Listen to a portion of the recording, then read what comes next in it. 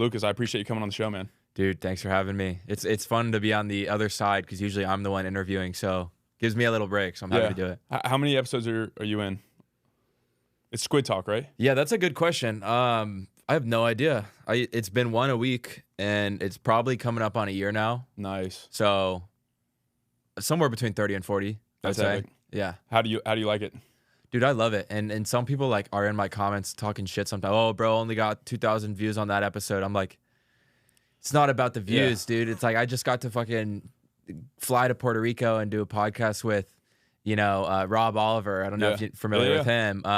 Dope ass dude. I just got to fly and do a podcast in his backyard. That's epic. And now we're good friends. So like, just like this, it's a way for you to make friends that are normally like people that are hard to reach, in my opinion. If it gets views, that's like cherry on top. 100%. But you get to learn from someone really cool, and you get to make good connections. Because I guarantee that if some of the guys I've had on, I were to DM like, "Hey, do you want to talk on the phone for an hour?" They just would tell me to kick rocks. Yeah. But if you say, "Come on my podcast," it's like, "Yeah, let's do it." I'm not exaggerating you. I've probably told 50 people that exact same sentence. Nice. Where it's like the people that I've had on here, it's like if I said, "Hey, I've never met you before. I'm 25 years old. Want to grab coffee for 2 hours?" They would either A, not respond, or they would say no. Yeah. But for some reason, you add the social proof of a podcast in a studio setting. It's like people love to talk about themselves, especially if they feel like a lot of people are listening, and they might not even have like some of the guys I've had on have had big platforms. Some have had no public exposure whatsoever. It's the first podcast they've ever done, but they have awesome stories. Yeah. And I think people just people want to talk about themselves. If you give them a reason to do it to the point where they don't feel like they're bragging, and you're just asking them questions about their story, they get excited about that. So they want the humble route. Yeah. Like they want a humble excuse to be able to talk about what they've done. Exactly. A lot of times. Exactly. What was the impetus for it?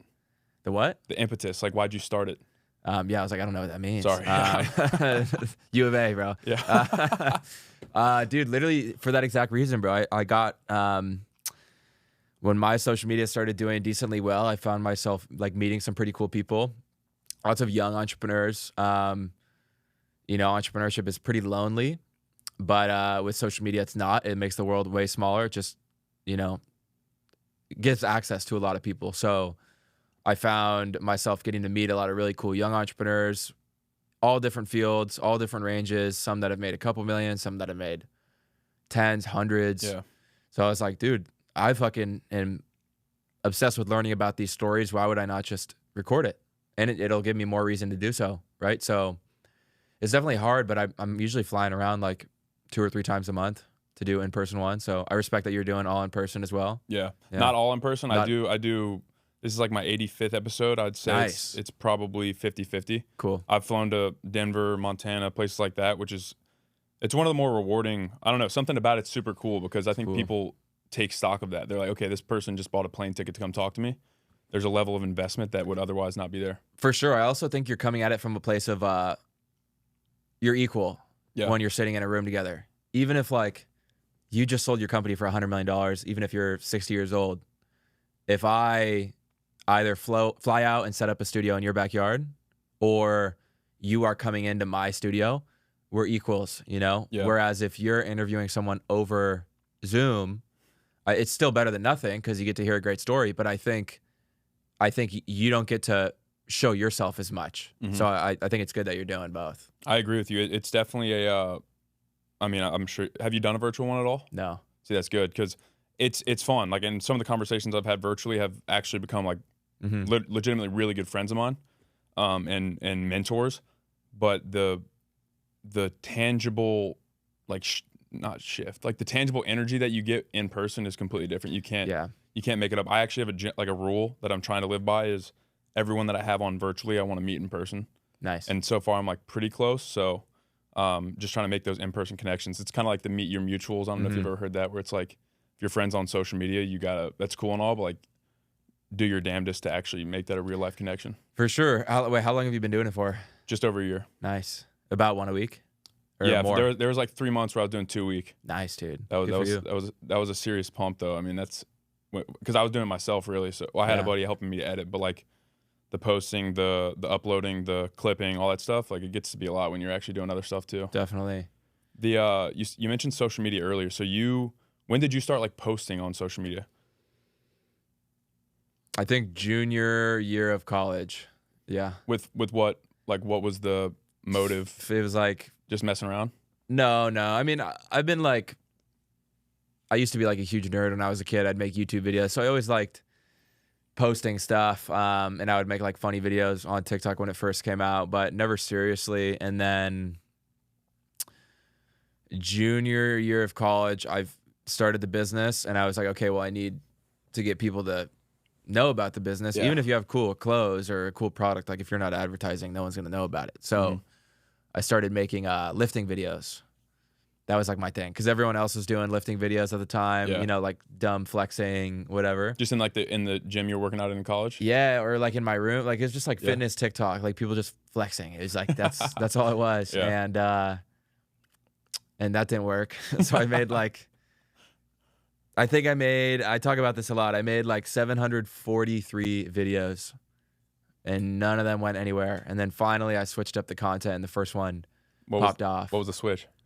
It was an advice video. It was like a piece of advice I got from my mentor, and people really liked that. So then at that point I was like, okay, maybe this is the better type of content, because the last thing was clearly not working. Yeah, that's like 6 months of like lifting content. A lot of respect though for 740 plus videos of. Thanks, man. Of doing that. I mean, that's one of the things that I think is, from a podcast perspective, like you think about Joe Rogan. That dude's literally been posting 3 to 4 3-hour conversations for 14 years every week. For 14 years. Do you happen to know how long it took for the first one to like get recognized? I don't know how long it took, but here's another good example. Chris Williamson. It took him. I was thinking about him too. Yeah. It took him 300 episodes to get 100,000 subscribers.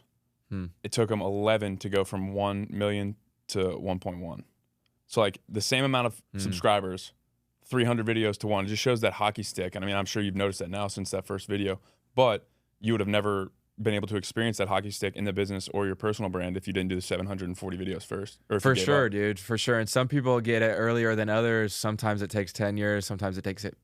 You know, there's some podcasters that pop off like right away. Yeah. I don't know how long Bobby was doing it for, but hers like popped right away. Some people have help. Yeah. Their friends, plant them or whatever. But who knows? Like once again, like if it does well one day, I'm just gonna do it forever. And if one day it's at 1 million subs, like that'd be awesome. And that's the goal. But I'm just gonna do it until we get there. Yeah, that's similar to my belief. I don't really have like I have a vision, but it's not like I want to have X amount of subscribers or X amount of money from the pod. I literally just want to have cool conversations with people I find interesting. Nice. Speaking of the podcast, yours is called Squid Talk. Yeah. Your brand is called SquidHaus. How do you? We pronounce it SquidHaus. Some people pronounce it SquidHaus. We actually like don't care at all, because like I'll explain like the meaning behind it. So, have you ever heard the term squid before? Yeah, like he's a squid or something like that? Yeah, like that's why my social media is called like Squid Pakter. It's like, it's almost like touching back to like that earlier version of myself that like wasn't confident or happy or had friends or jacked, whatever. You know what I mean? It was like that earliest, nerdy, weakest version of myself. So that's why the podcast is called that too. All the guests on the podcast are studs. Yeah. Whether, they're big on social media or famous or crazy successful in their fields, they are studs. And so it's kind of just meant to be like ironic. Like, it's like, squid talk, but they're all sick. They're not squids. Yeah. Yeah. Exactly. And then so the brand SquidHaus or SquidHaus it's the same sort of thing. The whole brand is about growing, transformation. And so squid, once again, means like, nerd, spineless, weak, bottom of the food chain. Squid is not like a powerful animal in the food chain in the ocean. And then a Haus or a house, even though like its real meaning is community in German or home, it's kind of like Urban Dictionary for stud. That guy's a Haus. Yeah. That guy's a house. He's confident. He's successful. He's badass. So we called it SquidHaus because it's like weak and then strong. It's all about that transformation. And you look at any of the most successful athletes, Tom Brady, Michael Jordan, most successful actors, most of them are not like people who've always had it figured out. It usually was like the backup. Yeah. Or the guy that was kind of overlooked at the beginning. And you know, it's sometimes easy to forget that they actually were probably the last person picked, like in Michael Jordan's case. Yeah. And now they're the best of the best. So, the whole brand's about transformation. And so we wanted to pick like 2 words that represented both sides of the spectrum. That's cool. I like that. I like that a lot, honestly. And I think it's actually good that people like pronounce it differently. Yeah. It's just more reason for people to talk about it. It's like more. And then it's like, no, bro, it's like 2 friends argue. No, it's SquidHaus, bro. I've been saying SquidHaus, but now I'm gonna say SquidHaus. Well, that's the thing is like, that's kind of good when, like you say, when someone is like arguing with their friend, like, bro, I'm telling you, it's SquidHaus. And then it really doesn't matter. It's like, it means the same thing. It's like LaCroix. And then the French call it La Croix, but like all Americans call it LaCroix. It's like, it's the same thing. It doesn't really matter. It means people are saying it if it's coming up. Yeah, and there's even been a lot of people that I have a big following, but a lot of people hate me. Like some people just don't fuck with me. And people will sometimes be like, what the fuck does that mean, bro? That's corny as hell, or like, what a dumb name. Yeah. And I think about all of the biggest brands in the world, at least in clothing, they have names that literally people thought were dumb at first. Like Nike. Nike. Even the owner of Nike hated his name. Lululemon. Yeah. That doesn't sound like badass at all. You know what I mean? Adidas is another one. Adidas, yeah. Or don't they call it Adidas in Germany? Yeah, something like that.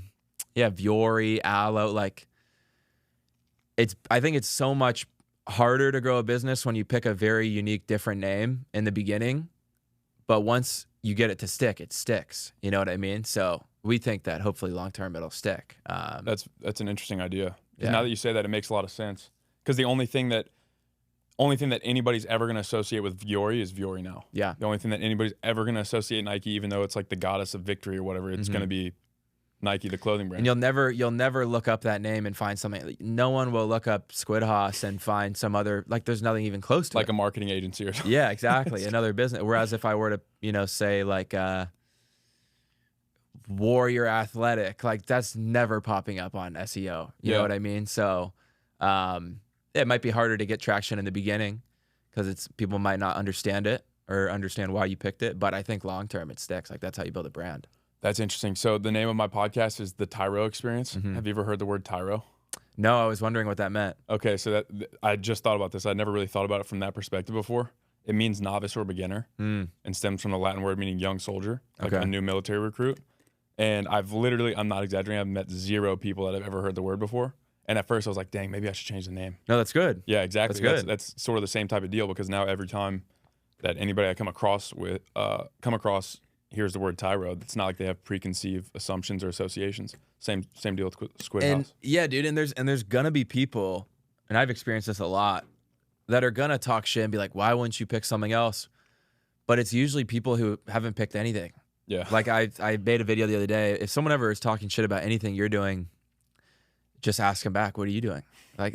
Like if someone's like, that's a dumbass podcast name, Squid Talk, I'd be like, what's your podcast called? You know what I mean? Almost 100% not going to be somebody with the podcast. Yeah, and when I talk to like, I have a lot of really cool people in my corner, like older, successful entrepreneurs, and when I tell them the name of the brand SquidHaus, they're like, I like that. They're never negative, even if they think that. I wouldn't know because they're never negative. So I think you're doing the right thing for sure. That's interesting too. That it's just that old adage. What is it like? Somebody that's doing more than you will never talk down on you or something. It's like, yeah, obviously. Like, hate comes from below. Yeah, exactly. You posted a video recently, and I kind of want to get into this. It's already evident. Like you have a sense of humor. It's hilarious. On Instagram, I saw this video of some dude who was like talking shit, and you like I can't remember what the hook was, but it was like the exact opposite of what the comment said. Yeah. I try and do that. So I've been trying to. That was hilarious. I was laughing my ass off. I like to like play with the hate sometimes. So I'll get, for everyone listening or watching, I'll get some hate comments and it'll be like, why the fuck would anyone listen to this guy? And so I'll make a reply video and I'll pretend like I'm reading the comment, but it'll be like a compliment. So I'll be like, Squid Pakter, I love your content. Your brand is my favorite brand. It's the only thing I wear. And I really look up to you, right? Yeah. And then I'll give a piece of advice. Who did I get that from? I can't remember, but the comment, like, that's more or less what you said, and the comment was like, dude, this is like corny ass video, or like this brand sucks or something. It was hilarious. I think it was You know, Ecom Side Hustles. Yeah. He's in Dallas. Friend of mine. He's got all these like 6 supercars, and people will always talk shit to him, and he loves it. And so he'll just make a reply video saying like, you know, Econ or Kevin, I look up to you. Can you give me a car tour? And be like, sure, bro, I got you. And then he'll just go and show him everything. So I got the idea from him, but it's a good way to play with hate, and it makes it like fun. Yeah, absolutely. And I think people like it. It shows like some personality. So absolutely, it's also like I don't know who would ever like I just don't understand why somebody would comment that. It's just not the same personality type. I don't think like to take your time to like who cares? Even if they don't fuck with you or your message or your brand, it's like just it blows my mind. Follow or just don't watch. It literally blows my mind, bro. I can't believe it. Like hate comments never bug me, but sometimes I will just sit there and be like this person's so dumb. Like what do you get out of this, bro? So this one time, this guy had like a whole chain. He was like responding to like, he was writing a whole like essay in my comments, just replying to himself over and over and over, trying to make a point. And I just thought like, this dude's helpless. You know what I mean? Like you could be doing anything else right now. It literally makes me more money commenting on my video. 100%. Makes it, makes the engagement go up. So it's a problem, bro. I think a lot of people these days just have nothing going on for them, and they're like at home in their dark room. And that's what gives them satisfaction. Power, he's going to hate this one, whether it's a hate DM, a hate comment, whatever. The irony there is that you just mentioned it. It's legitimate. This is what I learned. Like, so the whole like media thing when Trump got elected in 2016, when like the media was just dogging on him 24/7. And he basically like people realized, oh wait, that was just free publicity. Like that pretty much just helped him get elected. It's the same deal. Like, any energy towards something helps it grows, negative or positive. So if somebody's sending that post or whatever a bunch of negative energy, it's still going to grow because the algorithm loves it. Have you ever driven by a billboard with like a big fat model? No. You know what I'm talking about though? It's like a really overweight, like a Calvin Klein commercial with like a huge overweight model. I've seen like Gatorade commercials, like. So I used to drive by those in LA because I used to live there, and I'd think to myself, what's the reasoning behind that? Are they trying to get oversized, plus-size people to go buy their products? That's interesting. That's an interesting strategy. Is that who they're trying to cater to? And then I had heard from like an advertising expert that they don't give a shit about that. They throw up a big, like, we'll call it an out of the ordinary model, right? Maybe someone really like funny looking or just not like traditionally, model, right? Mm-hmm. They throw that up there, not because they're trying to cater to those types of people, but they'll post it on Instagram. They'll post like a really plus size model on Instagram because they want everybody in the comments to fight with each other. They want half the people to be like, what the fuck is this? Like, this isn't attractive. And then they want the other half the people to be like, you shut up. Like, you're fucked up. Like, this is body positivity, whatever. And because they know that post is going to drive crazy engagement, which is just good publicity for their brand, because they have the data that shows like, if we convert 0.001% of all viewers, it doesn't matter what kind of content we post. We just want to get it viral. And that was really interesting to me. I was like, wow. So yeah. On the exact opposite of that makes a lot of sense. Have you ever seen the Westlake Dermatology advertisements? No. You're going to see one now driving around Austin. It's a beautiful woman, almost all of them. Just a beautiful woman. And then it just says Westlake Dermatology. It's just an absolutely beautiful woman. And then in white and black, it's just big letters, Westlake Dermatology. I'm like, that's phenomenal. Nice. It works. It's like the exact opposite of that, though. It's like, oh, wow, here we go. But as far as SquidHaus goes, I heard you say like you've been an entrepreneurial spirit like your whole life. You said like 9 years old, you were like selling glow sticks or something? Yeah, first, I wouldn't even call that a business or a company, but it was just like, all my friends we would go to a 4th of July festival every year, and they all wanted to like run around and play tag. And I had this idea, like, I could sell something here.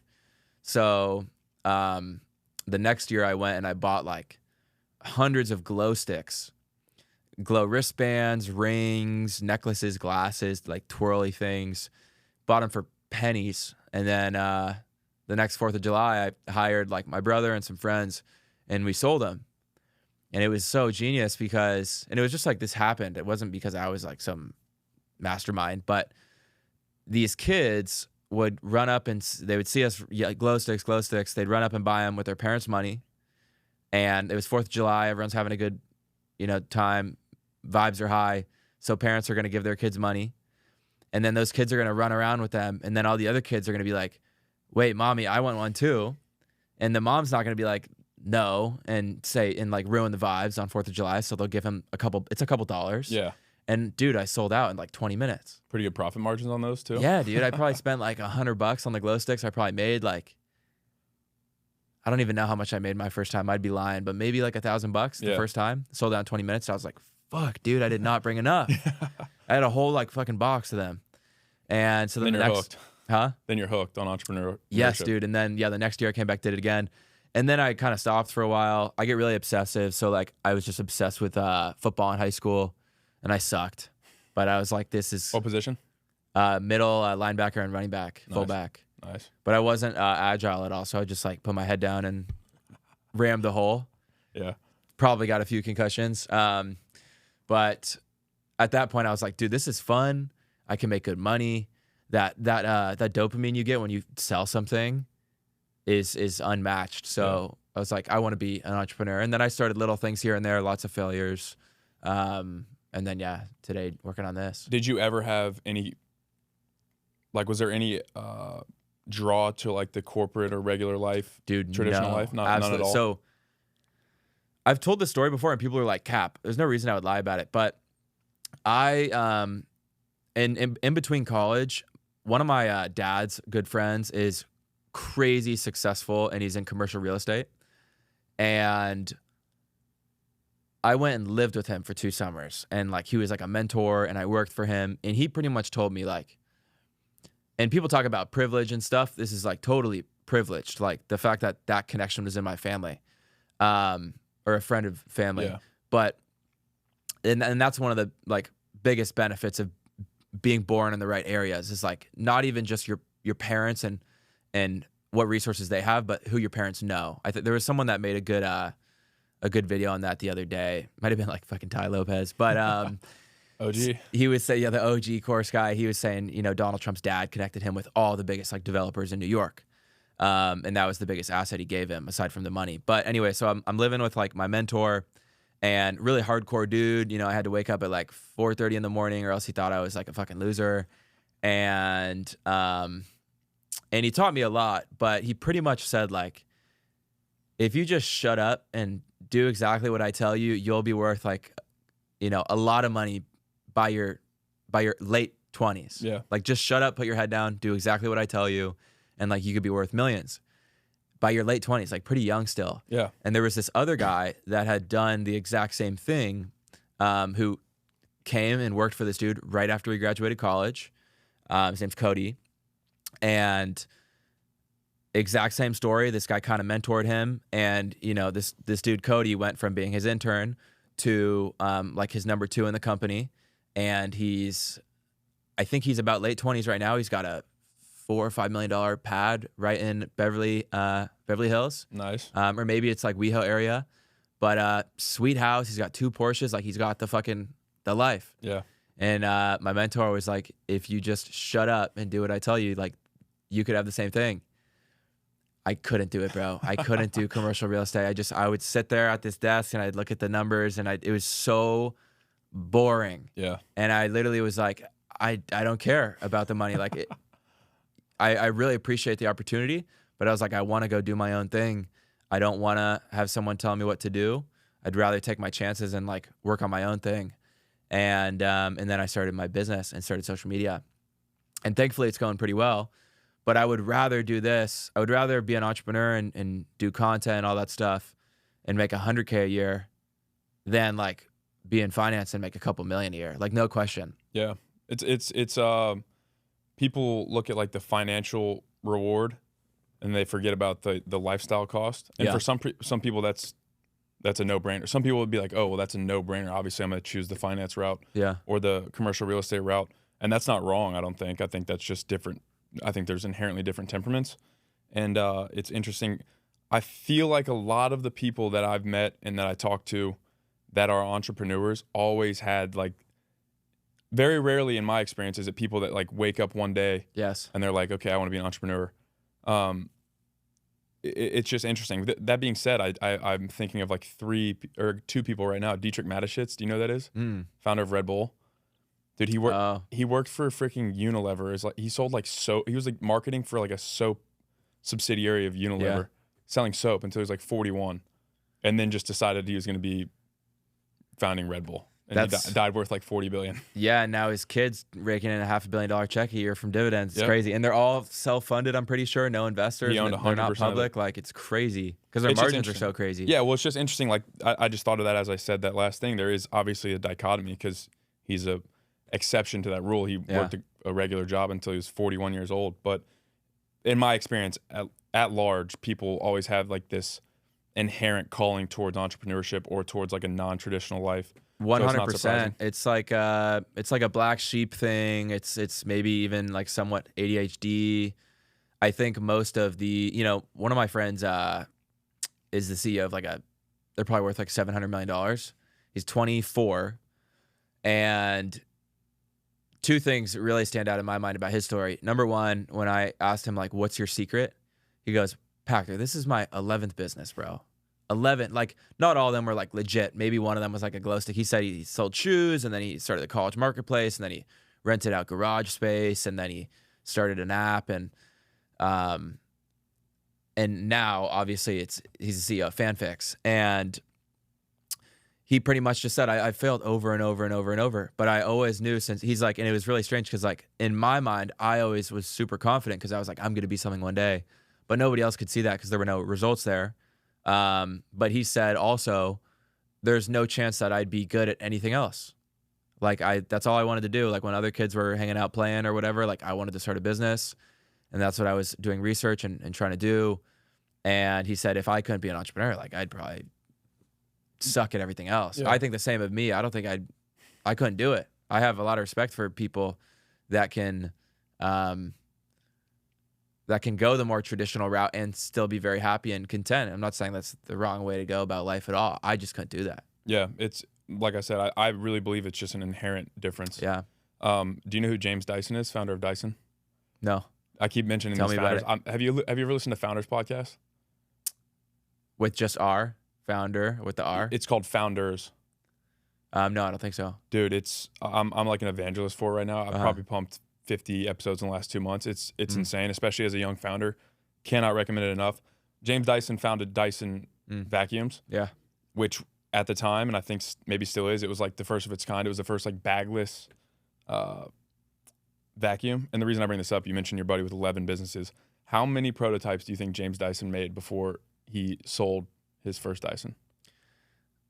Either one or hundreds. 5,127. Wow. Took him 12 years. I think 12 years, 5,127 prototypes. And you talk about like delusion. Like, because your buddy's still 24. Like, imagine doing it as a grown man with a wife and kids for 12 years. People being like, dude, you're literally insane. Like, you're delusional. You're going to mess up your entire family. You're not going to be able to provide. You're a shitty ass dad. I think he's worth like $14 billion now. Wow. Pretty cool. Those stories are sick as fuck, though. Mm-hmm. I love hearing stories like that. Another one that reminds me of is the memory foam. Have you heard that one? No, I haven't. This dude created memory foam. And I forget if it was the CEO of Costco or Home Depot or something. But he called the CEO of one of these massive corporations that sells beds. Oh, maybe it was Bed Bath & Beyond. I think it was Bed Bath & Beyond. He called the CEO of Bed Bath & Beyond every day for like 460 days. And he said, yo, I have this thing that you have to check out. And every single time his assistant would tell him to fuck off or not pick up. And finally he got a hold of the CEO one day and he goes, oh, I have this product. This will be the biggest product you guys have ever sold. I need to show it to you. And the CEO goes, okay, like when can we meet? And the guy goes, I'm in the lobby. And so he had been calling from the lobby every day for That's hilarious. Over a year.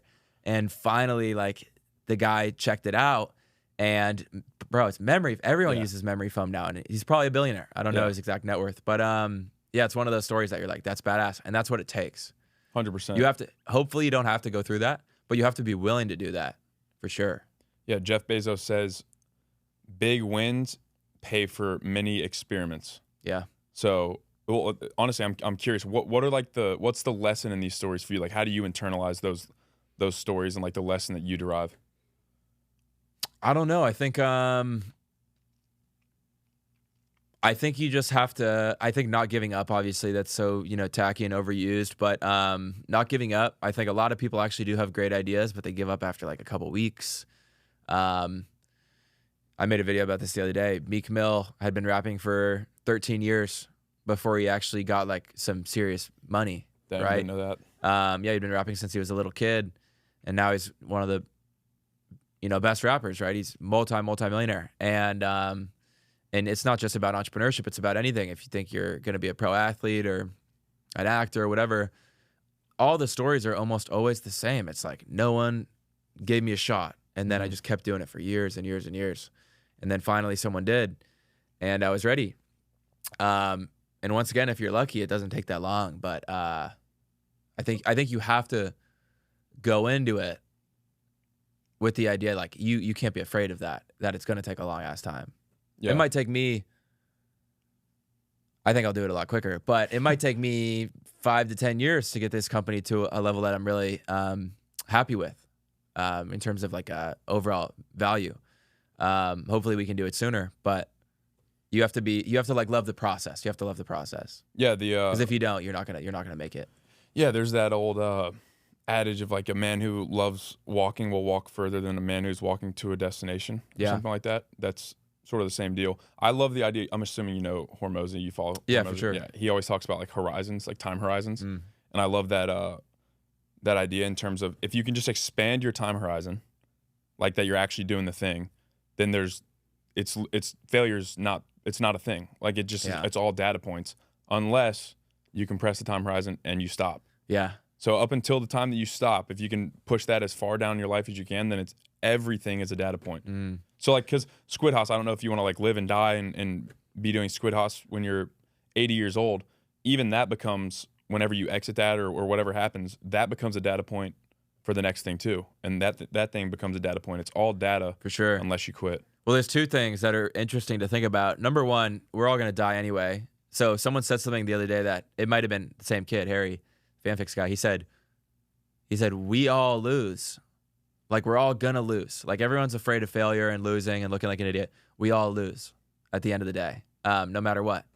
And so I think if you look at it that way, like, it doesn't really actually suck because it's gonna happen anyway. So that helps with the idea of like not being afraid of failure. But also, another friend of mine was on the podcast the other day, and he said, I never call anything failures. I call them mistakes because you know how you have if you're shooting a movie, you almost never get the perfect scene on the first take. You have like, 5, 10, 20, 100 takes to get that one, badass shot of Captain America holding the helicopter and holding the side of the helipad, right? Takes forever to get that one perfect shot. They had 99 missed takes before that. And it's the same thing in business, right? Yeah. It's not, you can call it a failure, but it's just a mistake, and you just have to do enough of those, and then you'll figure it out. I love that analogy. With SquidHaus, did you have, like, what was the ramp like for that? Was it a pretty quick growth, or did you have to go through a period of time where you were like down in the trenches? I mean, there was a lot of mistakes for sure. Like,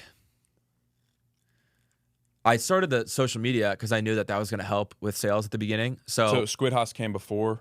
They started at the exact same time, pretty much, and then, but both from zero. And then by the time we like launched our first product, I had like 100,000 followers. So people wanted to support and buy stuff, but it was kind of like merch at that point. There was no paid marketing, there was no team. I was the face of the brand. Now we've been working really hard to disassociate me from the brand. I can still bring sales and talk about it and represent, but like, I'm really not on the Instagram anywhere. I'm not on the website because it's not about me. It's about like the character that we're trying to portray, which is like this person who's really ambitious, always wants to grow. There is no finish line. The climb never ends. And And like we represent that through fitness because, you know, it's the perfect representation. So, and it's the perfect first step towards self-improvement. So there was lots of mistakes along the way, but it started working decently fast. I mean, like we've grown. We're coming up on our 2nd anniversary, and let's see. I'm trying to think here. We've been in business like, yeah, coming up on our 2nd anniversary, but the first like 6 months wasn't even legit at all. It was like GarageBand clothing brand, shipping out orders every couple days. It was merch pretty much, right? Yeah, just off your brand. Yeah, exactly. And weren't taking it that seriously. I was still in college partying, having a good time, but I was trying to grow it. And then it wasn't really like serious full time until around this time last year. But we're coming up on like the 2-year anniversary. And in that time, you know, hopefully this year I think we'll do 2 million. And we're still making big mistakes, but there's been a lot of parts where like we grew too fast and then we had to take a step back, and, you know, sales are going up, like literally, you know, hockey stick, and then crash. Like there was one month where it was holiday season last year, and we did just under 150K, and I was so excited. I was, you know, on Excel. I was doing all these formulas to like drag out, you know, our predictions for next year based on current growth, current trends. And I was like, holy shit, bro, I'm going to be worth 50 million by the time I'm 25 if we can keep this up. And then I start looking at like cool things to buy. And 2 months later, we went from 150K to like 30K, I think it was. Crashed. Yeah. You look at our chart and it's like boom, boom, all the way up. Crashed. And we were just like, fuck. Like, and it just, I think people don't realize that like that's supposed to happen because you cannot continue to grow like that forever. Most companies die from, a good friend of mine said this, most companies die from indigestion and not starvation. They grow too fast and they don't have the systems in place to keep that up. And so you're bound to come down. So it's much better to grow slowly over time. And in reality, it's much more like this than it is just, you know, consistently up, especially like exponentially.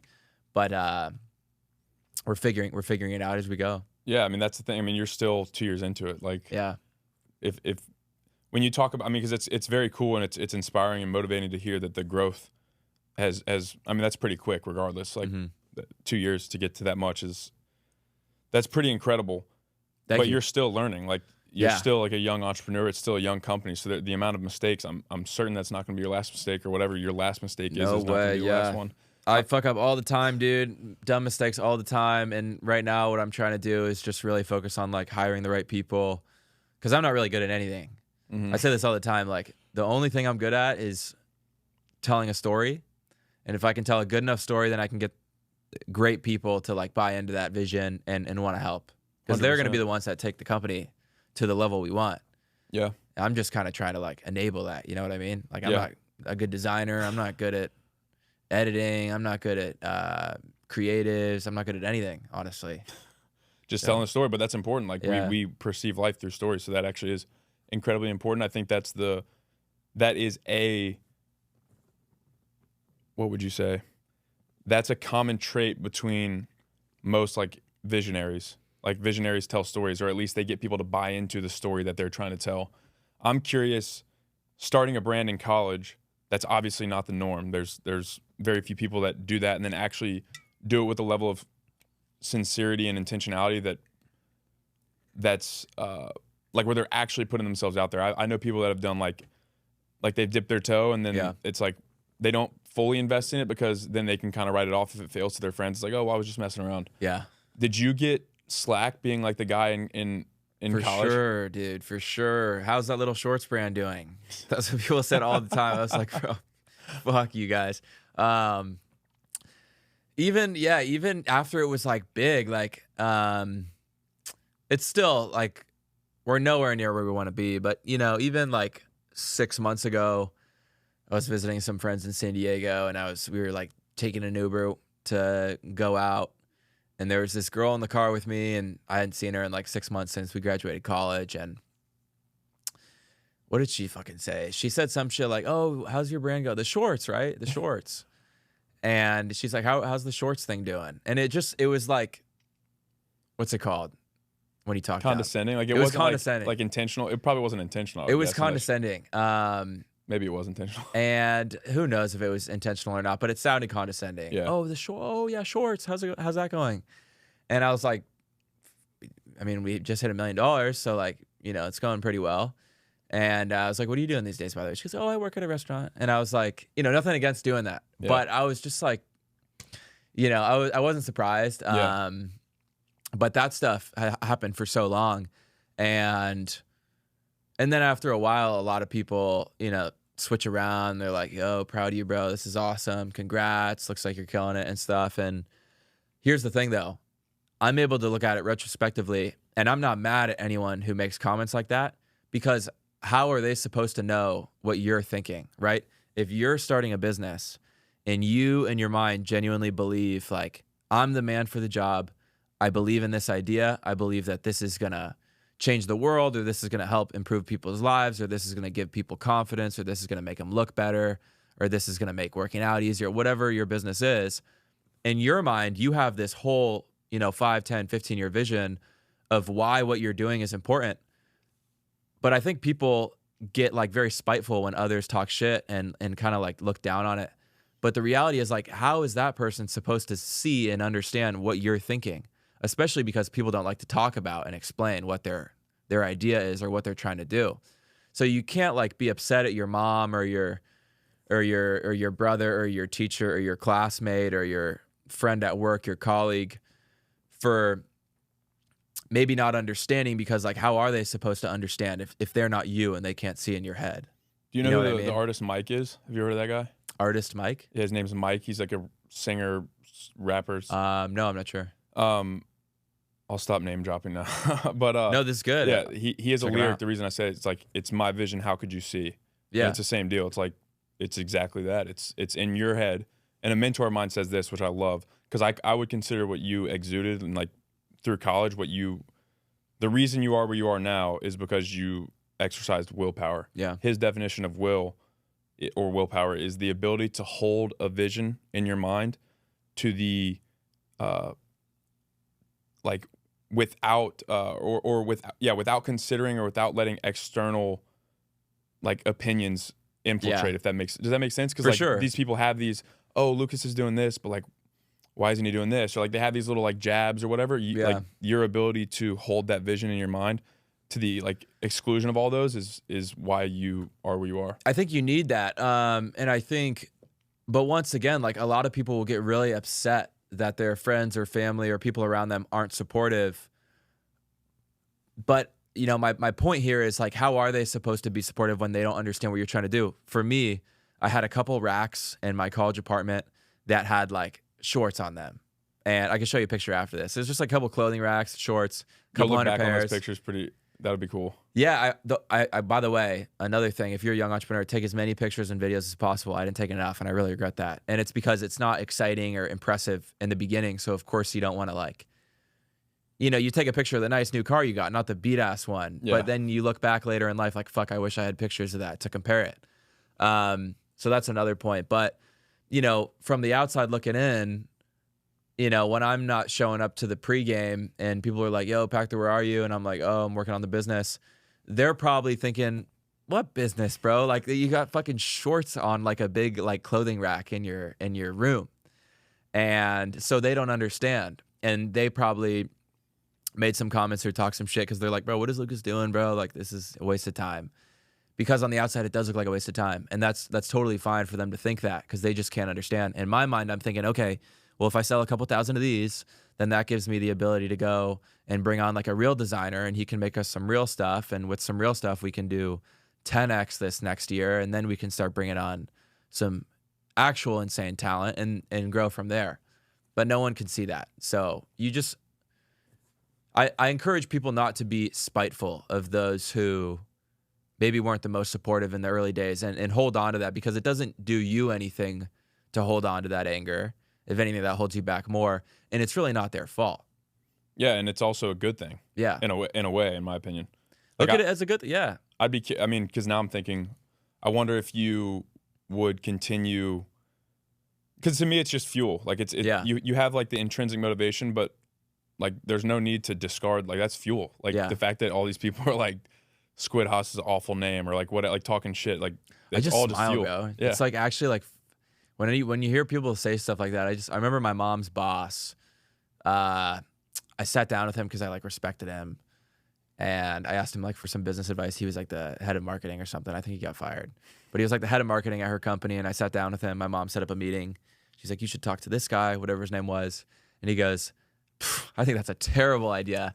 And I just smiled. I wasn't like upset about it. I was like, oh yeah, okay, bet. Like this guy's a fucking idiot. That's what I was thinking in my head. So I think you gotta, Yeah, you have to take it with a grain of salt. Yeah, like, for sure. I like the advice of not being spiteful about it, because I do think there's people that get places and then they're like still only focused about the people that they were trying to prove wrong. Yeah. And there's so many more reasons to do stuff than that, obviously.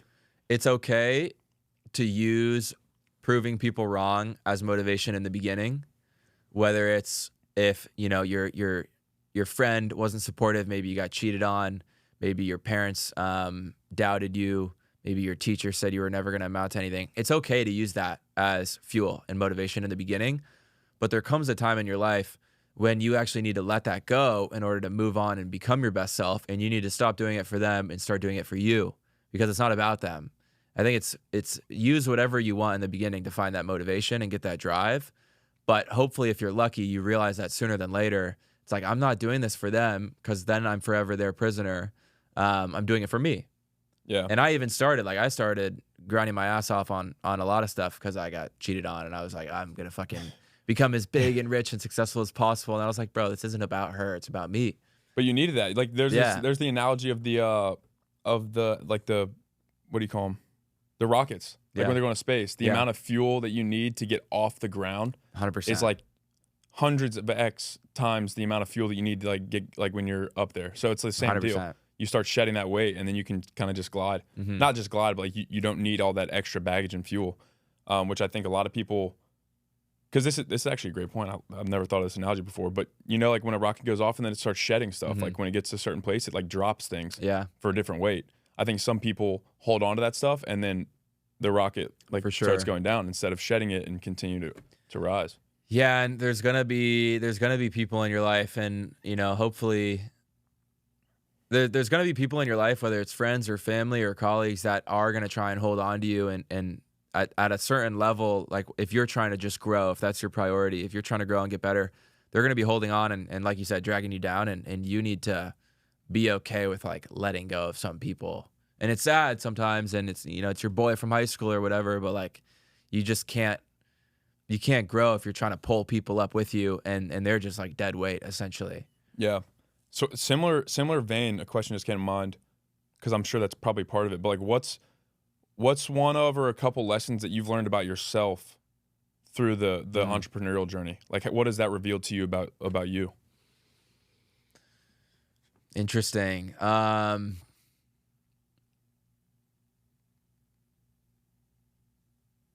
think you need to I think it's really important to remind yourself that you know nothing, and keep searching for failure. Because it can be easy to like get in your own head, like, oh, I actually know what I'm doing, and like it's going well and whatever. But then that halts you, right? That prevents you from going more. So for me right now, like we're about to go out and raise for our company, and we don't even necessarily need to raise. And some people might think this is dumb, but there's a lot of reasons we want to do it. It's going to enable us to grow faster. It's going to give us the resources to do so. But also, if we do it right, the right kind of connections to, further our business, whether it's, a big athlete, a big influencer, celebrity, to get their name on our brand, or maybe it's just connections to like top level talent that we didn't know how to find. So that's one side of the reasoning for it. But another piece is like, I just want to get good at it. Like I've never raised before. Like I haven't needed to. We're fully bootstrapped off like $9K between my cousin and I, my co-founder. And that's a whole nother world, right? Going to people, convincing them, you should give me your money, and you don't get to have any, you don't get to have much say of how I use it. But convincing someone to trust you with that, and showing them that you're going to give up everything to make them a return, and that's a skill that I'd like to get good at. Partly out of curiosity, but also because the next business down the line, I'm definitely gonna have to raise for. It's gonna be a much bigger problem, much bigger, harder problem to solve, and I'm not gonna be able to bootstrap it. And I'm gonna need a ton of resources. So I want to get good at that skill now, and that's gonna be uncomfortable. And I have my first meeting tomorrow, and it's gonna be nice. Congrats, that's pretty cool. Thank you. It's gonna be new. It's gonna be weird. It's gonna be exciting, most importantly.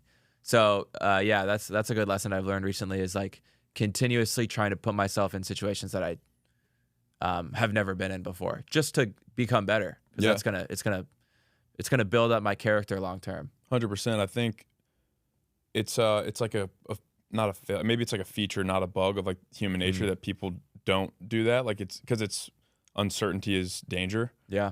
But it's so cliche, but it's cliche for a reason, that pretty much every answer is on the other side of that. Like every level up is on the other side of like the oh shit, I've never had a meeting asking somebody to send me money, give me like a lot of money before.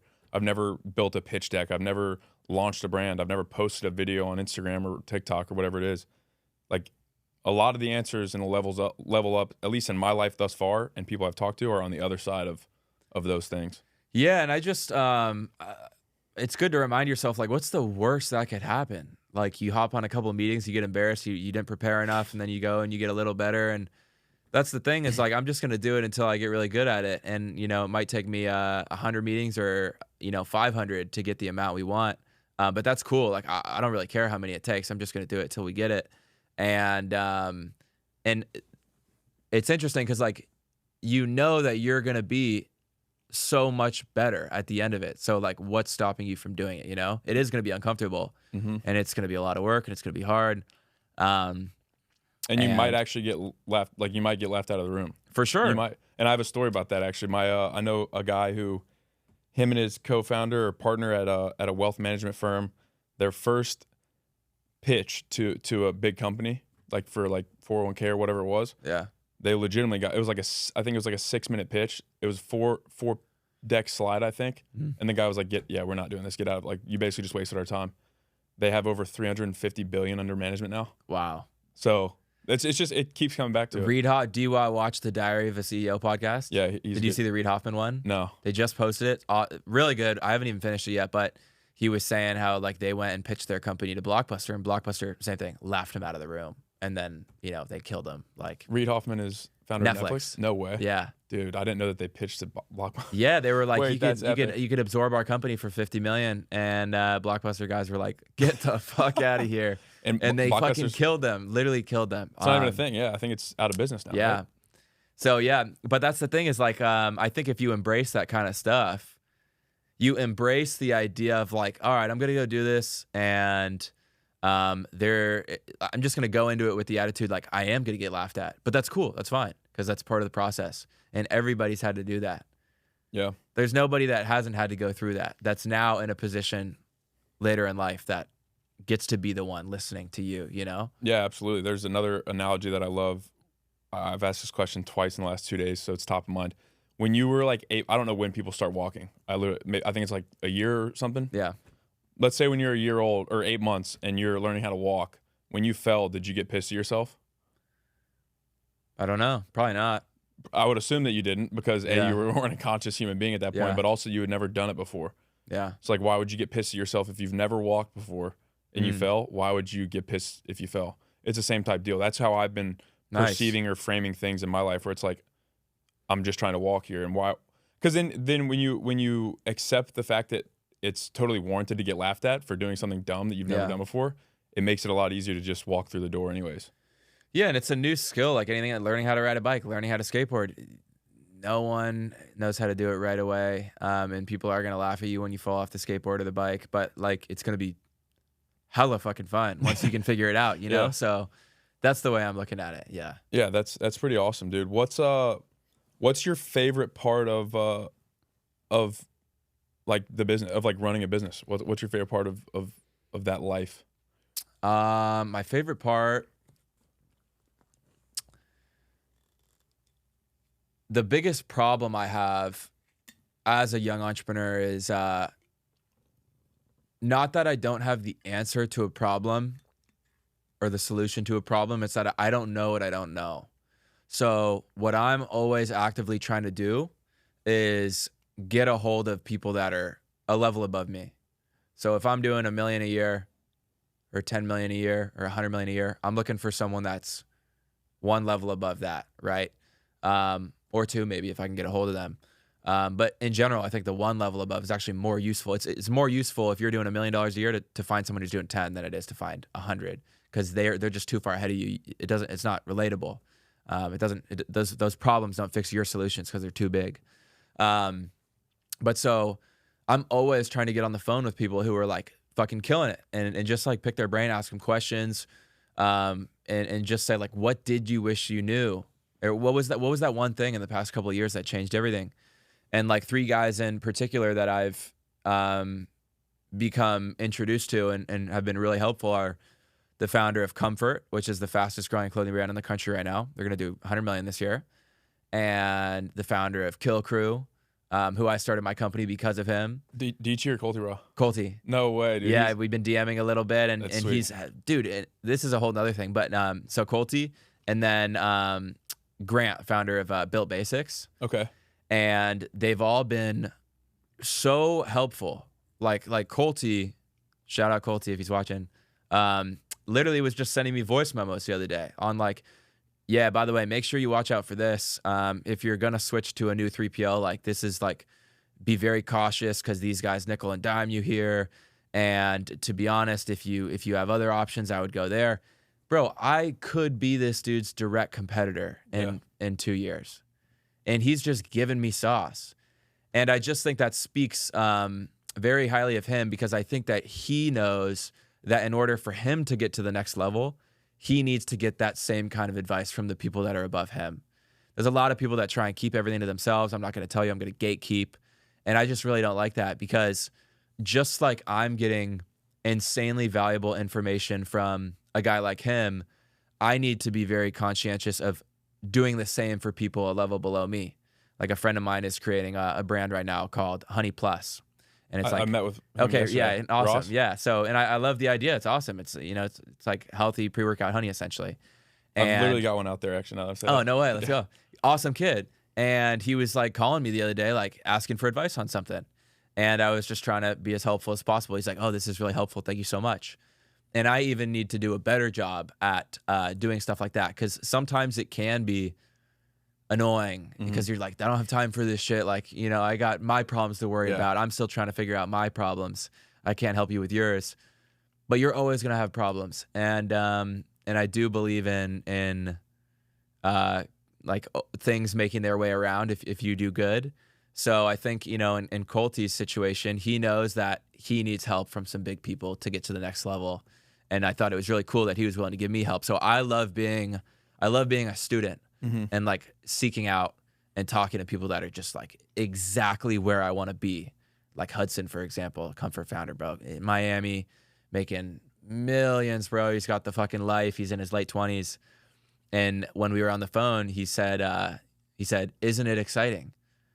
And I was like, isn't what exciting? He goes, everything you're searching for, everything you want, you're about to have it in like a couple of years. Like you're almost there. I was like, yeah, that is fucking exciting, dude. Hell yeah. And I started like smiling like crazy. To have somebody that's like like you said, that's a couple levels ahead, say that to you is also a massive green light. Dude, so cool of him to say that. Yeah, for sure. Because it's different than from somebody that's below you. Like it might still be an endearing compliment, but to have somebody that's actually done, at least in the same lane, what you're trying to do, say that it carries some serious weight. Yeah, bro. I really like, in order for me to be the best leader of my team, I need to also be a student. And that's why I think like networking groups, whether it's something like YPO or doing podcasts, meeting with other founders, hearing their perspectives, it's not just important, it's like necessary, because you need to hear from other people. And I love that part of it. So long answer, but no, I think you just hit on mentorship more or less is what that is. And that's, to me, that's been like a focal point of my life recently. Cause I can't see there being like a more important part of overall development other than starting. Yeah. Like once you start, I think you take a quantum leap when you start, even if you don't realize it, because it's the start that stops most people. So you start, you take a quantum leap because you actually start building momentum. My buddy Zach says this, you don't take quantum leaps anywhere except through people. So once you start, it's quantum leap because you're building momentum. It's impossible to take a quantum leap except through people, like once you start. Yeah. And I'm curious to hear this because it's the same deal like reaching out for people. You already have a platform, so that might be a little bit easier, but I'm still curious because I've experienced a little bit of it reaching out to people with the pod because I literally have like less than 1,000 followers, so not a big platform. How have you been received? Like how have reaching out, how have the people that you've reached out to received your like messages or like your That's a good seeking? question. And I have an answer that most people probably don't think of. But I'm a big proponent of building your garden, right? You hear that expression, build the garden, let the butterflies come to you. I've actually never like had a hard time getting a hold of anybody. I've never had a hard time, like I barely DM people. Normally it's like a friend of a friend is like, yo, you got to meet. That's the same, the founder of Built and Comfort.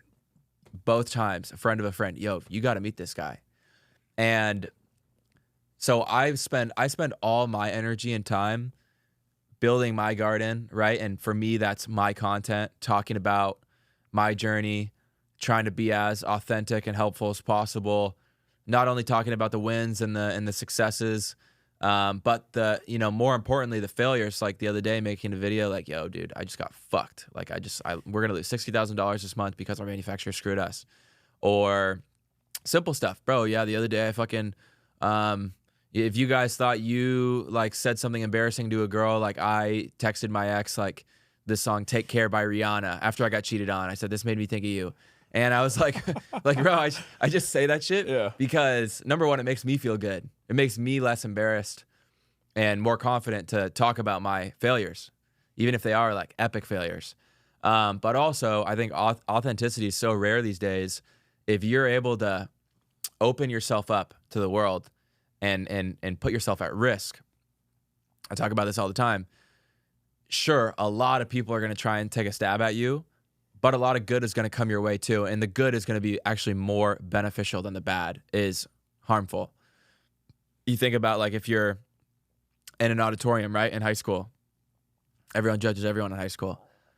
If you were to put a chair, if everyone's in the room together in the classroom and you stand up on a chair, you say, my name's Lukas and this is what I'm doing. Everyone, 99% of people are going to be like, bro, get the fuck down, bro. Like, who is this guy, like, making a fool of himself? Like, your friends are probably gonna be like, bro, get down. There might be one guy that goes, I kind of like that dude. I kind of respect that. I like what he's talking about. And they come up to you afterwards. After everyone's done making fun of you, they come up to you and they say, yeah, let's work on this together. And so that's been my whole strategy with my social media is instead of building the business and talking about it afterwards, after it's been successful, I'm gonna start documenting it now. You know, we just talked about this, like filming entourage, essentially, in the process of it, throughout growing the business, the life cycle. And then whenever I want to reach out to anyone, they either already know about me or it's really easy to find out who I am. They can watch 10 videos and hopefully they'll have some level of respect. I like that he's being honest. I like that he's being open and transparent. And then that just makes connecting with people so much easier. So yeah, that's an interesting insight. I think the lesson there is that it's my buddy Zach also says this. When you put content out, it's partially for other people, but it's also for yourself because people in the way that like you're giving out game and you're helping people, but it's also the type of content that attracts a certain type of person. Yeah. And that certain type of person is either A, going to derive value from it or be able to provide you value. So it's just this nice, when it's authentic, it's a very nice win-win situation. There's really no downside to it at all. There's no downside to it at all. People think the downside might be like people talk shit about you, but like, so what? You know what I mean? You could look at that as a good side, fuel. I think hate, the strongest personal brands in the world have equally as many haters as they do supporters. Donald Trump, Elon Musk, Joe Rogan, Dave Portnoy, like crazy controversial figures. And if you kind of like someone and then you all of a sudden see that someone hates them and you really don't like that person and what they identify with and what their personality's like, it makes you like this person more because you're like, well, I definitely don't want to be on that fucking side. Yeah. So it like makes the personal brand stronger. And so I think people shouldn't like try and avoid hate or criticism. I think it can be good in a lot of ways. Yeah, that's a powerful insight. I want to go back to Colty because he's one of my favorite followers on Twitter. Him and Dici, I think, are just from a business perspective, I think they offer a ton of value because it's sort of, it's not the same type business stuff that you definitely wouldn't learn it in school, and you're not going to learn it from like the C-suite executive type people. Yeah. But here they are. I don't know how old they are, but they're crushing it. Kill Crew's literally I think they said, haven't they reached 100 million in revenue or something like that? Probably. They're big, yeah. Insane, right? So like, what was you said that's part of the reason you got into it? Yeah, because I wore Kill Crew shorts in my college gym when short shorts were first a thing. I was wearing the 3.5-inch shorts, the mid-cut thigh shorts when they just dropped them. And nobody wore short shorts, and I had like 2 or 3 people coming up to me every single day. Yo, where'd you get those? By the end of the semester, you couldn't go into the gym without seeing like 3 or 4 people wearing Kill Crew. And I was like, I could do that shit. And not to discredit them at all, but I was like, well, I want to make some cool clothes too. But, you know, you can see me wearing mine right now. They're very loud. They're very a different style. Our stuff is like loud. And we're also going for a slightly, we're trying to go more of like a Lululemon model where it's like pretty actually expensive, but really nice quality. You know, and they go for more like the athlete, the fighter. We're trying to go more for like the creative or the entrepreneur that's also passionate about fitness. So slightly different demographic. But I loved what he did, and I saw that, you know, I watched what they were doing, and I was like, I want to try that too. And it literally just started with me like designing some shorts and selling them to my friends. Yeah. There's I know they have like the e-com playbook or whatever it is too. There's another guy I follow on Twitter. It's just cool to see people like attribute their e-com journey, especially in apparel, because I'm thinking of a guy off the top of my head. His name's Spencer. He started like a duck hunting brand, and he like attributes it to them too. So it's just cool because like you said, it's them just giving free game because they don't have to do that. Like they definitely don't have to. I mean, maybe he feels like he has to. He definitely doesn't have to drop game to you. Like that's definitely a pretty nice thing for him to do. I respect him that he does, and I think the people that worry about competition are not nearly as intelligent as the ones who focus more on collaboration.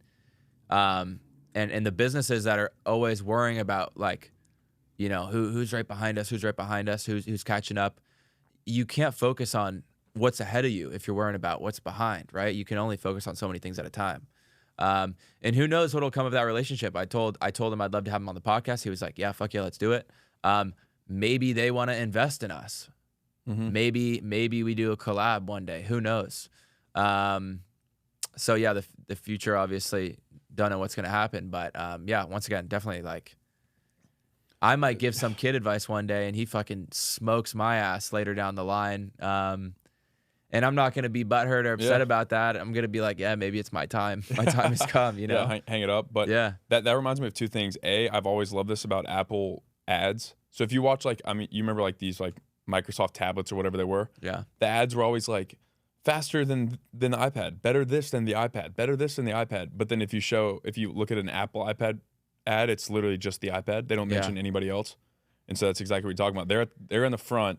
They could be like, hey, actually our product is this much better than this much better than this. But they don't care about that because they're focusing forward. Yeah. It's exactly what you're talking about. I talk to a lot of young founders and they say, yeah, I need you to sign an NDA first. I go, all right, don't even tell me about it, right? Like, I don't want to hear the business idea if I need to sign an NDA because most of the time, these business ideas aren't even like created yet. Like, it's just an idea. And they want you to sign an NDA. I disagree with that completely.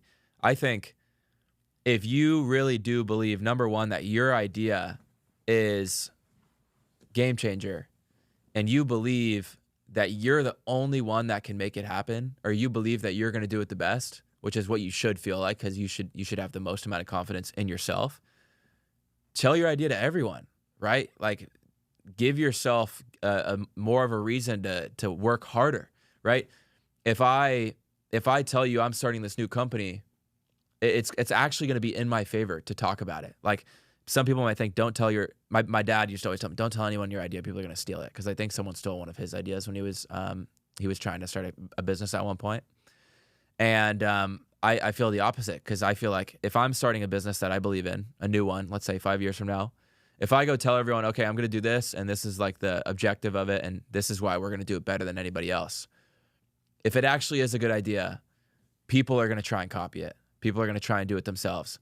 That's going to make me need to work so much harder. It's going to make me need to work faster. It's going to make me need to be more creative to separate my idea. And at the end of the day, that's going to make it a better business. And so I kind of like think you should embrace competition, because it makes everybody better. Yeah. That's why if you're, a high school football player, sure, you compete with your team, but if you want to play in college, what are you doing? You're hiring a professional coach, or you're going to like sleepaway camps during the summer. You're going and competing with all the other best athletes in the state, because you know that there's just no way you can compete at the highest level if your current pond is just the small fish you grew up with. So I think you should embrace competition. That was kind of a ramble. But. No, I think that's spot on, dude. What it makes me think of is, and I'm saying this as somebody, this is like a perception of business. I haven't built a successful business yet, but 100% of a dying market is not as good as 20% of a growing market. So like market share, say you have a market share of X in a growing market, that's a lot better than having all of the market share of a market that's not growing, if that makes sense. Yeah. So it's like the same deal. Okay, more people doing similar things. That literally just means, A, if you're the best, means you're going to rise to the top while they add to the market. And then at some point, you'll inevitably take their customers if your product's better. Yeah, the dude, the consulting firm that's going to help us raise sent me a text a couple of days ago. He said, yo, I'm kicking off like most of the companies that we were looking at. And we're getting like really selective at who we're going to like work with. And I said, I didn't like freak out or anything. I just said like, good, I agree. Like the cream will rise to the top. And I think he liked that I said that, because I was pretty much saying like, yeah, fuck yeah, get rid of the bad ones. Like not even like including myself in there. Yeah. And yeah, I fully agree. There's obviously unique business, like what would you call like alpha, or just like different intricacies of different businesses, especially e-commerce. You're in apparel, so I mean, I guess you wouldn't really have much insight into other things, but how do you think operating an apparel brand is different than like a supplement brand or like a CPG brand or anything like that? Do you have any insight into like yeah, how I you think it's mean, well, okay, so CPG in general, I mean, clothing is like one of the hardest industries to succeed in. It's so easy to actually start a clothing brand because there's so few barriers to entry. It's like, bro, all you need is like every kid started a clothing brand at one point. I have so many friends that have tried, but no one really succeeds at it because there's so much competition. It's so saturated. All clothes do the exact same thing. They cover you up, right? All shorts do the same fucking thing, right? My shorts don't make you run faster. We say they do in our advertising because it's like a joke, but you know what I mean? Like everything is the same. And the only problem they're really solving is the problem that you create in the consumer's mind, which is like either telling a story really well or creating an identity or, a sense of FOMO or a sense of belonging, or you're convincing the consumer that like wearing your stuff is going to make people think you're cooler, whatever your marketing tactic is. So clothing is very hard, not only from an advertising standpoint and differentiating yourself, but it's all cash flow based. So in the early days of the business, I was just maxing out credit cards because, when you place an order for 100 pairs of shorts, I'll make it really easy to understand. You place an order for 100 pairs of shorts, that costs you $1,500, right? $15 a pair. it takes, a month and a half for those to be made and shipped to you. And that's assuming you're doing like, by air shipping, which is more expensive. Normally it might take, we'll say 2 months. You order these, cost $1,500 for 100 units. Takes 2 months to get to you from the day they were ordered to the day they arrive to your house or warehouse, wherever. Then you need to sell them, and then all those funds need to settle. You need to pay all your expenses before you can even order more. That'd be like the responsible way to do it. But then what happens? Now you have 2 months where you don't have any inventory. So the way you combat that is you just leverage like crazy. So, I'm ordering these, and then a month from today, I'm ordering more. But these haven't even arrived yet. So I'm putting that on the credit card. And I need to fucking sell these in 30 days in order to pay off that credit card, or else I'm fucked. And that's just how it goes in the early days. And then once you get enough capital and you start getting big lines of credit, or you can do like finance. There's companies that allow you to like finance orders. So like right now I can ask the manufacturer, and I'm just learning this stuff over time, learning this now. When you establish really good relationships with the suppliers, you can say, let me get some really helpful terms, because they trust you. They know you're going to pay it off, and they know that you can grow faster, which means they get more money long term if they give you good terms. So some good terms might be like, all right, I pay 10% of the order today.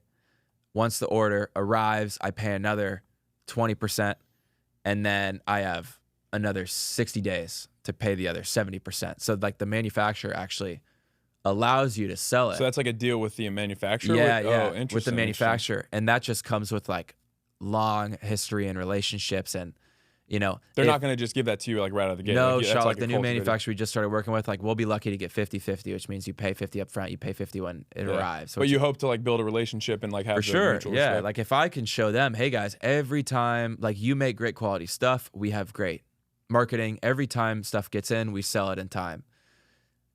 Here's the deal. I can order $100,000 worth of stuff right now, or I can order $500,000 worth of stuff, but give me 90 days to pay that off, right?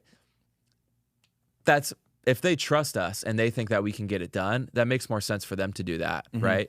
Just because the economy of it, like they probably have to make one shipment as opposed to how many. Yeah, exactly. So those are just things I'm learning over time. But yeah, the clothing industry and CPG in general is cash flow intensive.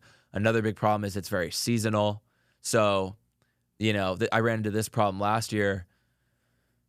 I was our business was getting bigger and bigger. Sales were increasing every single month consistently, and all I was doing was just ordering more shorts. I was like flipping inventory. I'd order 1,000 shorts, I'd sell them. I'd order 2,000, I'd sell them. I'd order 4,000, I'd sell them, and sales were going crazy, up, and I'm just ordering more and more. And then we hit October, and sales start tanking because it's starting to get colder out. And no one wants to buy shorts in the winter. Short shorts at that. Short shorts, yeah. And I'm just sitting on the side of my bed and I'm in Texas, so it's still hot here, but it's already fucking freezing up in everywhere else. Everywhere else, yeah. So I'm just like, fuck, like sitting on the side of my bed, like how did I not realize this? Like I'm such an idiot, right? Such an amateur mistake. And this was my first like time going through this. I'd never been in the clothing business before. I had never really built a business to this level before. And so it's just like a rookie amateur mistake. And I just remember sitting there and I was doing the math. I was like, fuck, we have $250,000 worth of shorts sitting in our warehouse. No one's buying them. The sales are getting worse by the day. I was all organic at that point. No ads were being run. And I was like, fuck me. What do we do? And I was like, our only options are to discount it like crazy to try and get rid of them, or hold them until summer, but then I have nothing to sell in the winter. So then, how do I pay everybody? Because you just spent all your money on. I spent every dollar on shorts. Yeah, just rookie mistake, bro. and I just remember sitting there thinking, we're gonna figure it out. I don't know what we're gonna do, but it'll work itself out. And we got lucky. And a couple days later, I'd been tweaking for a couple days straight. A couple days later, TikTok Shop came out. Our product went crazy viral on TikTok Shop, and it sold out in 2 months. All the inventory we had. Nice. So it saved us. Yeah. And it was 100% just luck. But you need to get lucky in business. Like nobody didn't get lucky. Amazon happening right at the start of, you know, the .com boom. Mm-hmm. DoorDash starting to blow up right before COVID. If Uber had launched during COVID, it would have failed. Yeah. But the fact that DoorDash launched right before COVID, like, it blew up. So you need to get lucky, and you just, you know, you shouldn't rely on it, but it's probably going to need to happen, and you just need to put yourself in situations to get lucky. But yeah, so that was a big L we took, and thankfully it worked out. But this is cool. This is part of like the content thing. Maybe there's somebody that's going to watch this and be like, they're starting a clothing brand. Yeah. Or maybe they already started a clothing brand and they're like, now I know to watch out for this mistake and not make a $250,000 mistake. I hope somebody watches that and learns from it. That's the whole, that's why I make a video about it. That's why I talk about it right now. It doesn't hurt my ego or make me look bad, at least not in my mind, to the right people by admitting stories like that. Yeah. Because I think it's part of the process. Yeah, you could like keep it buttoned up and make it seem like it's all woo-woo, like, oh yeah, the business is doing great every month. Never making a mistake. There's this one dude on social media who just rips me apart all the time. He's a fucking washed up has-been, bro, fucking weirdo. And all he does is just talk shit about me and my business. Like, this kid's an idiot. He has no idea what I'm doing. I'm like, yeah, I don't know what I'm doing.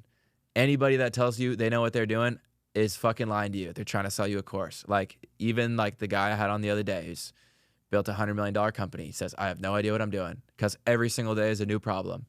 Every single day is something I haven't done yet, something that I don't know the answer to, and I need to either take random shots in the dark to figure it out or talk to people that are smarter than me and hopefully get good advice from them, because that's what growing is, right? Seeking out new, like, literally think of it as like an adventure, going to places you haven't been before.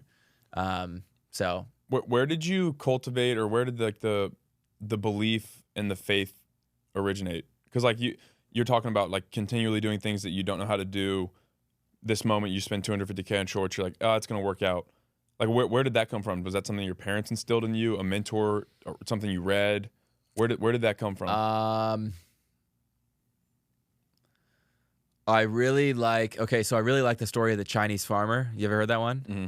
So I try and live my life by that. The other day, me and Max, my videographer, were looking at a really cool house here in town. And I'm thinking, like, this is the one. I literally walk in there, I check it out. I'm like, this is the one, bro. This is it. It's perfect. There's 2 extra bedrooms. I could set up a bedroom so people can come into town. I could turn one of the rooms into a podcast room. Got a sweet outdoor that we could turn into a bro garden, have people over for content. It's perfect. A bro nice garden. neighborhood. Yeah, like literally, like that, I walked in, I felt it, bro. I felt the bro fucking garden. vibe. And somebody else got it. And I was like, fuck. But I don't like beat myself up on that. I just think, you know what? Like, that was a lot more expensive than I had budgeted for. Maybe it's for the best. And now we found a really cool apartment that we hopefully should be hearing back about today. And it's in a great location, and it's sick, and it's right across from this cool office building that just opened up. So hopefully once we raise money, we can get an office right across the street. I don't know. Yeah. So the point is, whenever anything bad happens, it's so easy to be, you know, dreadful and doubtful and get in your head about it. But the reality is, like, you really don't know if this is actually like something good. You think about The Rock. All he wanted to do was play in the NFL. He didn't get in. He thought it was the end of the world. Now he's the highest paid actor of all time.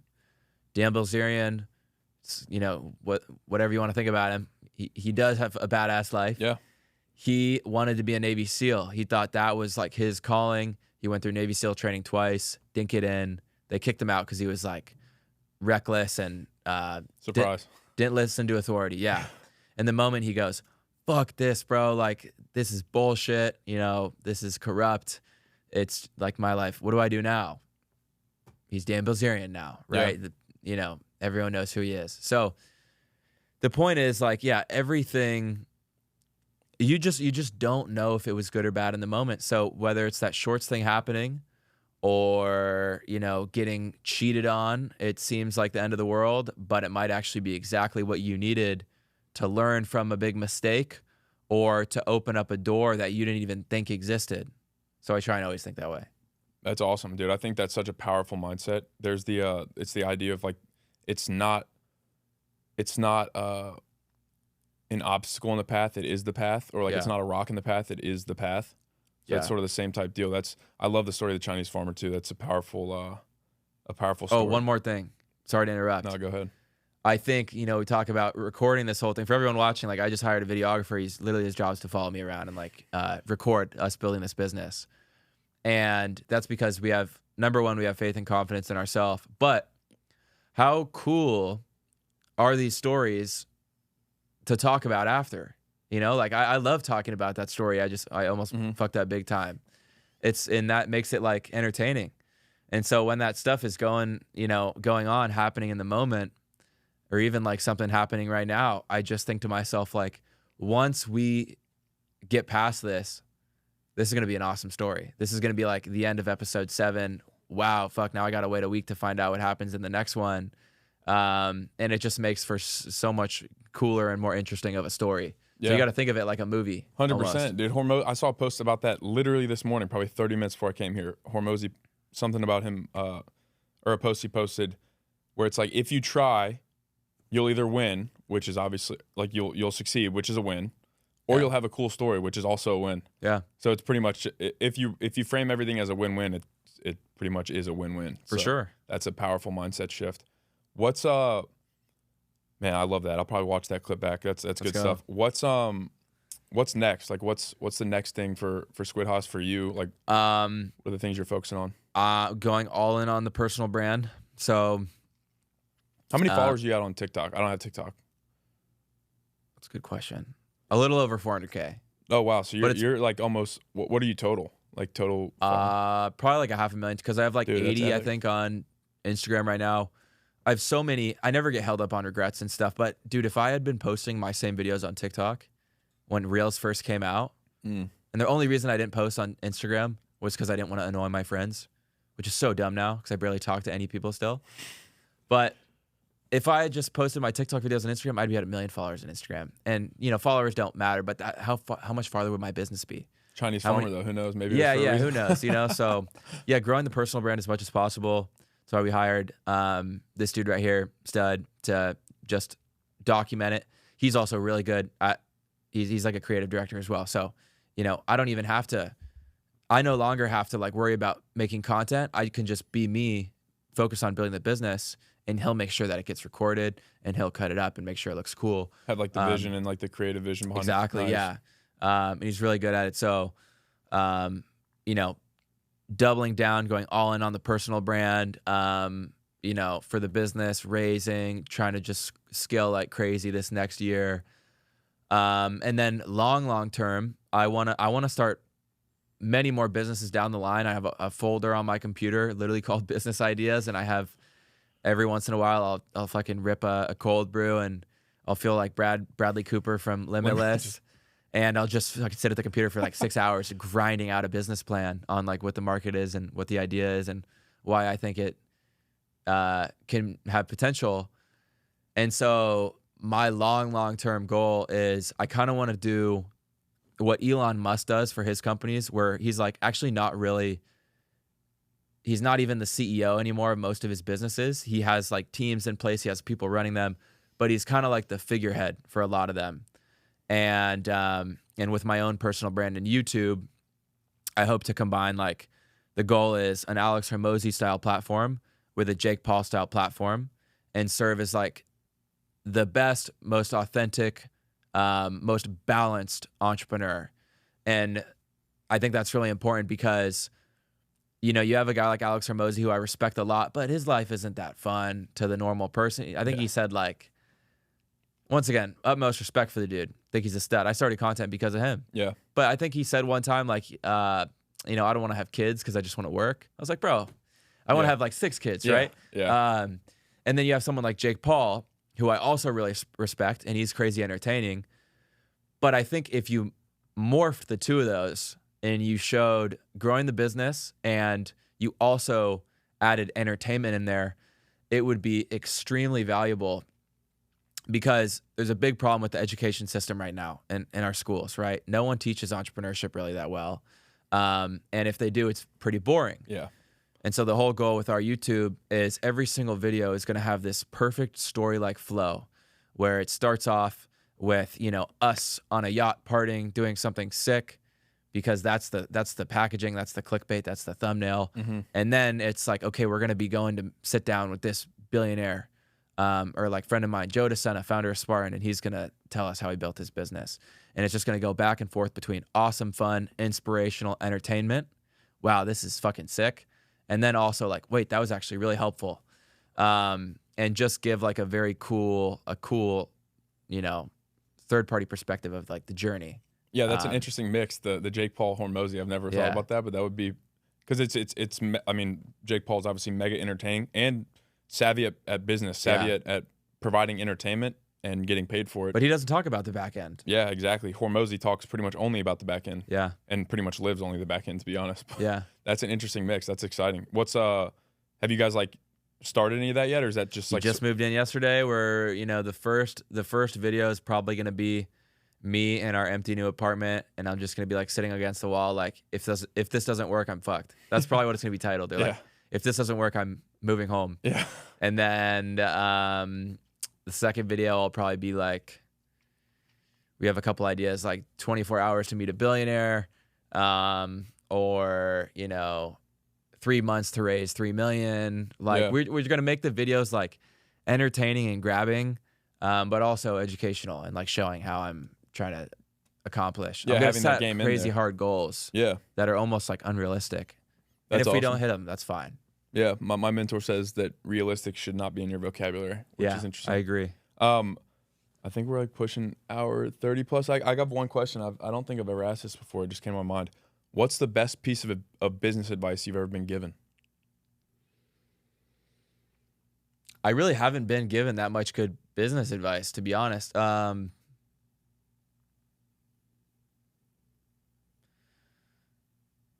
Maybe like sometimes, okay, so the Reid Hoffman interview I just watched yesterday, he had a really good piece of advice. He said when he was younger and grinding out his business, he was traveling all over the world. And he said he was always running late to the airport and always running through the airport to catch flights. And he said 49% of the time the flight was already gone, 49% of the time the flight had been delayed, and he was like perfectly fine on time. And the point is that rushing wasn't actually helpful at all. And in reality, like, you know, whether it's you staying up crazy late, I think he said staying up crazy late the night before a pitch to like make sure that the wording and the coloring looks perfect, or making sure that your speech is absolutely perfect, that doesn't really matter. What really matters is like the work you did a long time ago. And so how can I wrap this up and apply this? I think that's one good piece of advice, but also just like failing as fast as possible and as often as possible. You know, like I think for me, oh, here's a good one. Okay, sorry, I'm going all over the place. No, it's good. I think it's good to, you know, strive for perfection, but perfection doesn't exist, and especially in most businesses, you need to get products out as fast as possible, and you need to get feedback. And so for me, one thing that we've been struggling with is like we're taking way too long to pump out new products. And it's because, you know, we release a product, I get the final sample, it looks 99% of the way there, and then I notice like, fuck, like this letter is like a little bit like slanted, like the tiniest little bit slanted. So I send that back, and that takes another, you know, 2 months before we actually see that product ready to go. In reality, 99% of people wouldn't have noticed that, and that's completely fine. And because that just set us back 2 months, and it really didn't make a difference at all. And so I think, you know, just trying to move fast and fail as fast as possible and learn as fast as possible is like what I'm trying to implement right now. And just, you know, not getting stuff close to perfect, but not actually striving for perfection, because it doesn't really exist. Yeah, there's the quote, not making perfect the enemy of good. Yeah. Something like that. Here's a follow-up. What's the worst business advice you've ever gotten? I don't know.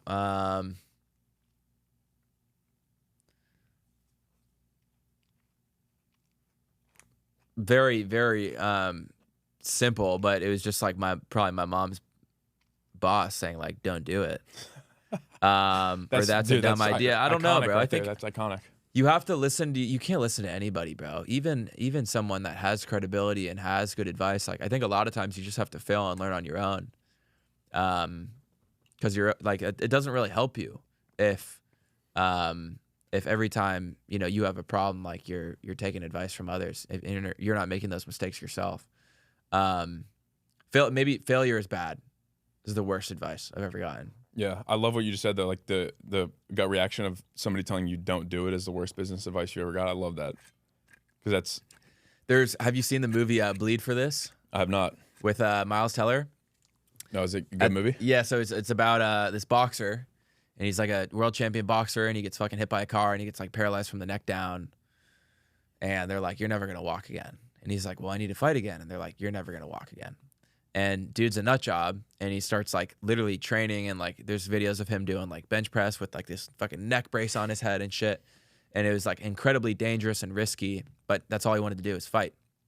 And he ends up making a full recovery and fighting and winning and like becoming champion again. And at the end of the movie, they're interviewing Miles Teller in the kitchen, and the interviewer says, "What was the worst advice that you were ever given?" And he goes, same question, and he goes, "It's not that simple." And and the interviewer says, "What's not that simple?" And he goes, "No, that's the worst advice I've ever gotten. It's not that simple." Because it is. All you have to do is just fucking do it, and then it's done. And I have it saved on my phone because I thought that was badass. Yeah, that's awesome. And I really don't think people try and put labels on stuff, probably because it makes them feel better, that they didn't try themselves. But I don't even consider like what I'm doing hard. It's like fun. You know what I mean? And like the challenging part is fun. And so I think, you know, I would just say the best advice is like, don't listen to anybody and just do whatever you think is best. I'm going to go watch that movie now. It's a fire movie. That sounds definitely awesome. Check it out. Dude, I appreciate you, man. Lucas, this has been awesome. I appreciate you coming on. Appreciate the insights.